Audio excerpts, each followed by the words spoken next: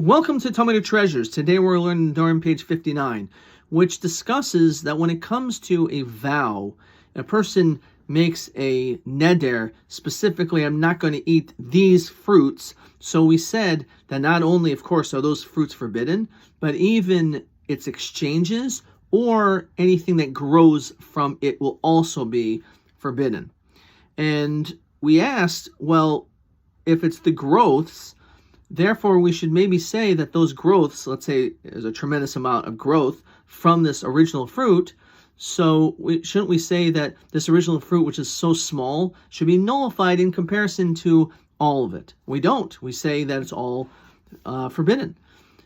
And the reason why is we do not say it's nullified, the Talmud tells us, is because this is considered to be a davar sheyesh lo matirin, something that can be fixed.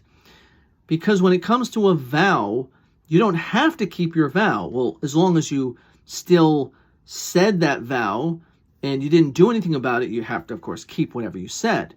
But you have the ability to go to a sage, to go to a scholar, and have that vow removed, and then all of a sudden you're allowed to do whatever it is that you made a vow against. In this case, you're allowed to eat fruit.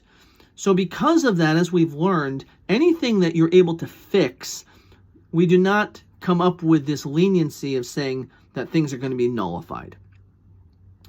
And even though there are other things that can be fixed, when it comes to a vow, we are even more insistent and say it's actually a mitzvah. You need to make an effort to go out of your way to remove this vow. You should never have done so. And the reason, because the Talmud tells us that any person who makes a vow, which seems to be a good thing, you're being more strict upon yourself, all these different additional restrictions, it says that's like you have built an altar.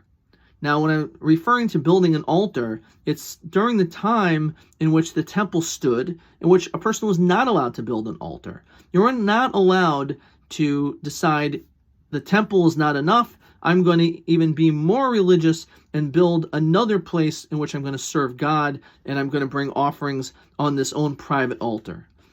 And because it's likened to that, we say, get rid of this vow. Now, we see from here this idea that when a person takes upon themselves more than they need to, just like we've learned previously regarding the Nazir, who restricts himself from wine, which on the surface, it looks like he's very saintly, that he's distancing himself from so many of the wonderful pleasures of this world. That's actually, according to an opinion, a sinful act, because a person is not supposed to behave in that manner. The things that are allowed in this world, a person is supposed to enjoy. We're here on this world to enjoy the beautiful things that we're able to partake from. There are certain things that are forbidden, and even the things that are permissible, yes, we have to have limitations. We have to have things and pleasure in moderation. We have to have certain rules, or else we may not even enjoy it at all if it's a total free-for-all. Sometimes rules make things a little bit more enjoyable because you can appreciate what you have and not just be overwhelmed with an enormous amount of possibilities and varieties. So it's the same thing when it comes to a vow.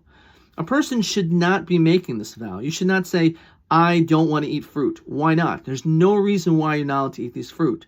And therefore, it's, in this situation, something that you're supposed to get rid of. Because we want you to be able to enjoy this world. And therefore, this is something in which is considered to be, again, a davar sheyesh lo matirin. You are allowed to remove it. Not only are you allowed to remove it, you should. You should actively go out of your way to get rid of this. But we see from here, as we mentioned previously, what is seemingly counterintuitive. You would think that a person who takes upon himself all these additional stringencies and rules and vows, you would think that means that this is a saintly person. But the truth is, it is not viewed in Judaism in that regard at all.